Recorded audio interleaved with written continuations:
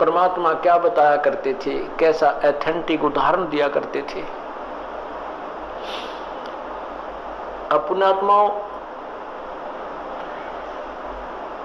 क्या बताते हैं, भाई सिर साटे की भक्ति है और कछु नहीं बात, सिर के साटे पाई यो अवगत अलख अनाथ। अब शीश कैसे देना है, शीश ये नहीं भाई काट के सिर चढ़ा दे भगवान के चरणों में, ऐसे नहीं। जैसे आपको परसों के सत्संग में सुना था कि गुरुदेव को समर्पण कर दिया जाए। समर्पण का अर्थ यह है कि जो आज्ञा दे वही की जाए, चाहे वो बुरा लग रहा है चाहे अच्छा लग रहा है, उसमें हमारा हित है, अति हित होता है। और संत क्या कहते हैं, भाई बीड़ी शराब मांस तंबाकू ये मत पीना। संत कहते हैं चोरी जारी नहीं करना, डाके ना डालना, किसी की जेब ना काटना, ये महापाप है तेरे लिए। अपना करके खाना बेटा, भगवान भजना, इससे तेरा कल्याण होगा। और हम यही वचन नहीं मानेंगे तो फिर यहाँ स्कूल में आने की आवश्यकता क्या, इस विद्यालय में सत्संग में आने की आवश्यकता क्या। हम गलतियां भी गलती पे गलती करते रहे और फिर सत्संग में भी आ रहे हैं तो वो फेल हो जाएंगे विद्यार्थी, वो पास नहीं हो पाएंगे। और परमात्मा के पाने का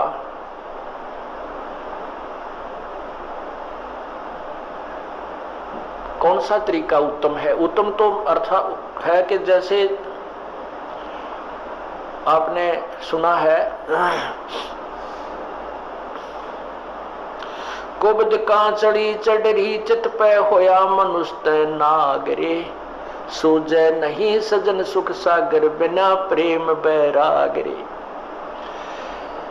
या कुबद कांचड़ी चढ़गी चित पे तो हो रहा मनुष्य नागरे, मनुष्य के कर्म है बुरा काम नहीं करना, किसी की बाल बेटी की तरफ बुरी नजर नहीं रखा, किसी की संपत्ति की तरफ बुरी नजर नहीं रखा, अपने जैसा दुख सभी का माने, किसी पशु का बेमतलब लठ नहीं मार दे, किसी को नाजायज तंग बिल्कुल ही तंग नहीं करना चाहिए। तो ये मनुष्य के कर्म थे, इनको छोड़कर हम अपने स्वार्थवश ना जाने दूसरे को कितना दुखी कर देते हैं,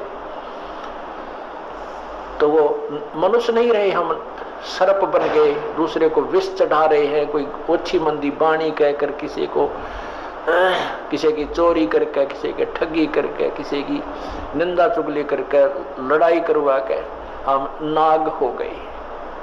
और सूझे नहीं सजन बिना प्रेम बैरागरे, वो सुख सागर यानी परमात्मा, सुख सागर माने परमात्मा जो सभी सुख देने वाला है, उसकी प्राप्ति बिना प्रेम और वैराग के नहीं हो सकती। वैराग का अर्थ ये नहीं है घर त्याग का जंगल में जा बैठना, उसके बारे में परमात्मा ने बताए थे, एक नारी त्याग दीनी पांच नारी गैलवे, पाया ना द्वारा मुक्ति का सुखदेव करी बहुशैल वे। सुखदेव ऋषि माँ के गर्भ से ही 12 वर्ष का होकर बाहर निकले थे और उसको गर्भ में इतना ज्ञान था कि मैं अब जंजाल में नहीं फंसूंगा, ना शादी करवाऊंगा, और जंगल में जाकर एकांत में माया के, माता पिता भी माया है, माता पिता भाई बहन यह भी काल की माया है, क्योंकि इस विष्णु जी के गुण मोह के अनुसार हम इनमें फंस जाते हैं, हम नहीं निकल सकते, चाहे तड़कल मर जावा पर नहीं छूट सकते इनसे, फिर ये हमारे साथ ना रहते ना हम इनके साथ रह पाते। तो इस तरह का ज्ञान तो उसको था। उसने माँ के पेट से निकलते ही अपनी और नाल को भी कंधे पर डाल ली और व्यास जी कहते हैं बेटा मुझे दर्शन दे जा, बेटा मुझे दर्शन दे जा। अरे दर्शन दे दे, तेरी 12 साल बाट देखी हमारा छोरा होएगा। तो दूसरी तरफ मुंह किए हुए कहता है कि व्यास जी ना जाने कितनी बार तू मेरा बेटा और मैं तेरा बाप हो लिया, ना मेरा कितनी बार मैं तेरा बेटा तू मेरा बाप हो लिया। ये तो बूंदा जंजाल है, मैं ना देखूं थरे का ना कदे मेरी भी मैं ना फंस जाऊं। फिर उसने शादी नहीं कराई, शादी भी नहीं कराई, और फिर पिछले जन्म की जो बैटरी चारक थी आकाश में भी जाने लगा, उड़ भी जाता था, सारा कुछ करता था, लेकिन तत्व ज्ञान नहीं था। अभिमान जो का तू, जब विष्णु भगवान ने ये कहा कि जाओ राजा जनक से उपदेश ले लो, अभिमान हो गया, कट गया, ने बोला राजा जनक गृहस्थी बाई और कैसे शीश निभाऊं जाई। हम सुखदेव बोले ज्ञान विवेका अपनी तरफ से बड़ी बुद्धि से बात करी, विवेक के साथ क्या कहता है, हमने स्त्री का मुंह भी ना देखा। यानी राजा जनक को वो घटिया मान रहा था अपने से, क्योंकि वो शादीशुदा है। इसके बारे में बताते हैं, 5 एक नारी त्याग दीनी, 5 नारी गैल बे। ये काम, क्रोध, मोह, लोभ, अहंकार, ये भी तो माया है त्रिगेला। इनको त्याग बेटा, जब तू त्यागी बनेगा, केवल एक स्त्री को छोड़कर भाग जाने से तो मोक्ष प्राप्ति नहीं कर सकता। अर्थात परिवार त्यागन मात्र से तेरा कल्याण नहीं है। परिवार में रहे, अपनी भक्ति कर, बच्चों को भी ला लाइन पे। जब पिताजी सत्संग में आता है तो बच्चे तो अपने आप आएंगे, उनका तो और दिल खुलेगा। अब कई बहन ज्यादातर ये परेशानी होती है उनके जीने कि हमारा पति नहीं मानता, बच्चे भी डर छुप कर कभी दाव लगा कर आते हैं, और पिता आ जाते, कहना है कि माँ भी गेल हो जाए, तो बच्चे तो अपने आप आ ही जाते हैं, जैसे रंग हम रंगेंगे रंग जाएंगे ये। तो कहते हैं ये वैराग नहीं है, वैराग है, वैराग नाम है त्याग का 5-25 माह ये सारे शरीर में और इसी में हम रहे, इसका नाम वैराग है। कैसे है कि एक सीप बनती है, सीप में मोती बनता है, एक कीड़ा होता है, सीप एक जीव है। जैसे ये शंख आपने देखे होंगे, ये भी एक जीव से बनता है, ये ऊपर का कवर होता है, उसका शरीर होता है। ऐसी एक सीप होती है और वो खारे समुद्र में रहती है, और खारे समुद्र को वो ग्रहण नहीं करती, उस पानी को ग्रहण नहीं करती मोती बनाने के लिए। आकाश से स्वाति नक्षत्र की बूंद गिरती है, और उस समय उसका मुंह खुला हुआ होता है, तो उसके मुंह में वह एक बूंद गिर जाती है, फिर वो मुंह को बंद कर लेती है और उसी समुद्र में गोते लगा रही है। तो इसी प्रकार जो संसार भगवान से दूर है वो खारा समुद्र है, और जो सीप यानी जो भक्त आत्मा परमात्मा का नाम लेकर अपना मुंह बंद कर लेती है, संसार की नहीं सुनती, उसकी बातों को अपने अंदर नहीं जाने देती, तो वो राम नाम का मोती बनाकर परिपक्व कर लेती है। तो यहां बताते हैं कि वैराग नाम है त्याग का। नो त्याग करना, किसी की सुननी है नहीं, कोई कम में बांटा, कहें जाओ भाई तुम अपने राजी, हम और भक्ति करें, ये है त्याग वास्तव में। ना किसी का बुरा माने, कोई गलत कह रहा कह ले भाई तेरी इतनी सोच है, और अपने उद्देश्य से दूर ना हो, उसे वंचित ना हो। फिर क्या बताते हैं, परमात्मा के पाने की विधि। जैसे सूरज के आगे बदरा, ऐसे कर्म छयारे, प्रेम की पवन करे चत मंजन, जल के तेज नयारे। ओए होए,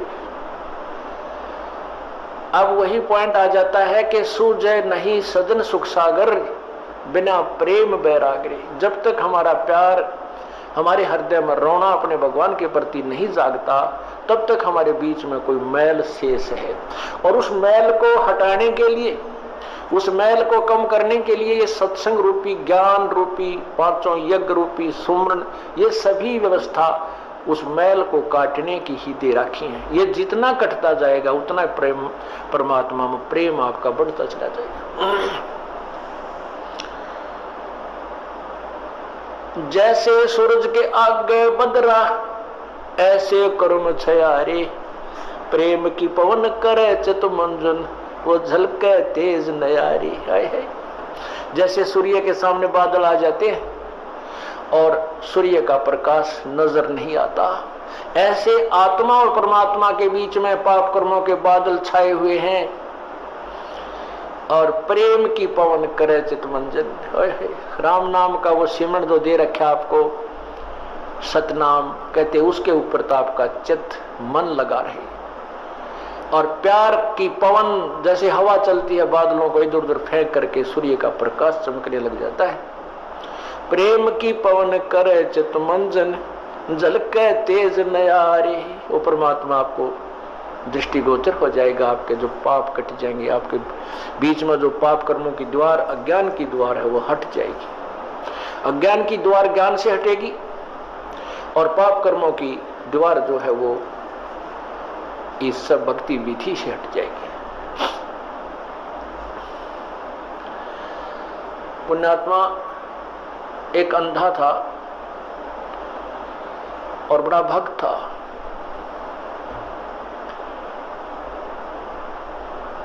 बड़ी साधना करा करता था। एक बार उसको दस्त लग गए, पेचिस लग गए, उसको लूज मोशन हो गए। और लूज मोशन इतने हो गए, उम्र भी उसकी अच्छी हो गई थी, 60-70 के आसपास। इतने लूज मोशन हो गए कि वो समझ गया ना कोई दवाई काम करे। तो उसको पता लग गया कि अब तेरा जाने का टाइम आ गया है, अब नहीं रह पाएगा। इस दृष्टिकोण से उसने सोचा यहाँ क्यों दुखी करा, कोई एक आधा व्यक्ति टूटा फूटा हुआ है, यू को कपड़े धोने में लग गया रहे।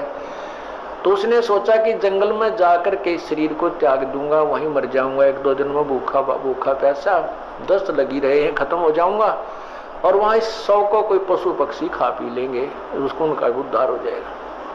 इस दृष्टिकोण से वो महात्मा जंगल में बहुत गहरा चला गया, बहुत गहरा,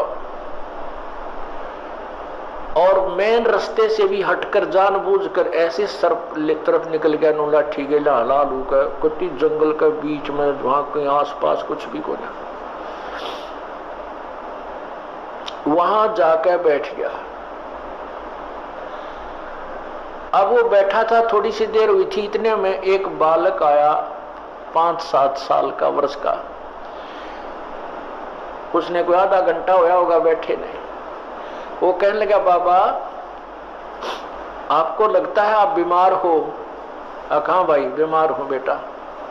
आप कहाँ से आ गए? यहाँ बच्चे को बोला, बोला यहाँ हमारा मकान है, यहाँ हमारी आश्रम है, हमारा घर है यहाँ पर थोड़ी सी दूरी पे, और बाबा ले ये खिचड़ी खा ले, आपको दस्त लगे हैं, मेरी माँ ने बना के दी है, रोटी खा, अब खिचड़ी खा लो। वो बोला, ओ बेटा ला, भूख लगी है। अब बाबा उस सूरदास ने वो खाना खा लिया, खिचड़ी खा ली। वो खिचड़ी खाते ना दस्त रहे और पेट भी भर गया। तो उसने शुक्र मनाया, परमात्मा बड़ी दया करी आपने,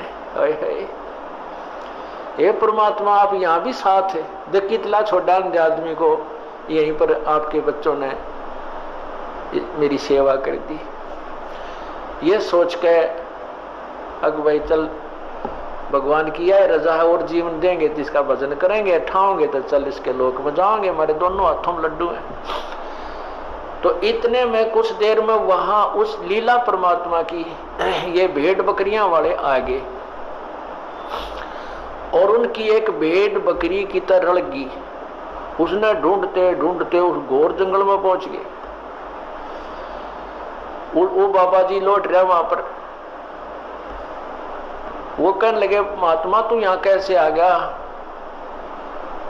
वो बोला, भाई आ गया, मैं ऐसे ऐसे बीमार था, और यहाँ एक भगवान आत्मा का घर है, उसने मेरा नहीं कि ऐसी दया करी, कोई खिचड़ी सी बना कर दी, मैं ठीक हो गया, मेरे दस्त लाग रहे थे। वो गडरिये जो थे वो उसके मुंह का ना देखें, महात्मा उस सूरदास के मुंह की तरफ, कि क्या कह रहे हो, यहाँ कौन है, किसका घर है?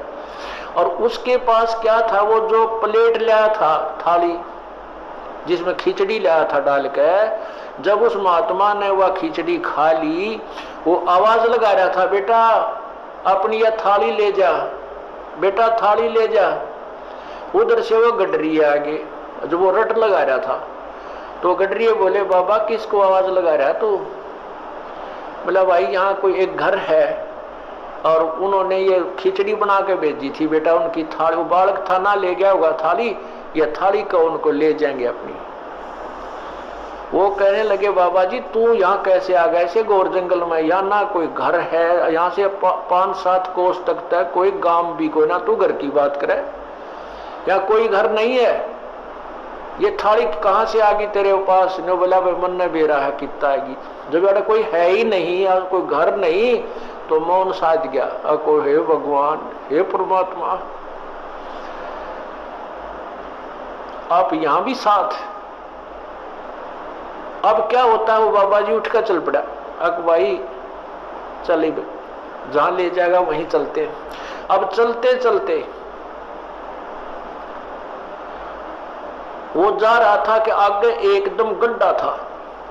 वो गड्ढा ऐसे स्टाइल में था जय वो स्पीड उसकी इतनी थी बाबा जी की कि वो लाठी थोड़ी टेका था, कदम गणे दर था। इसी उमंग सी हो रही थी, कोई है भगवान आज मेरा जीवन दान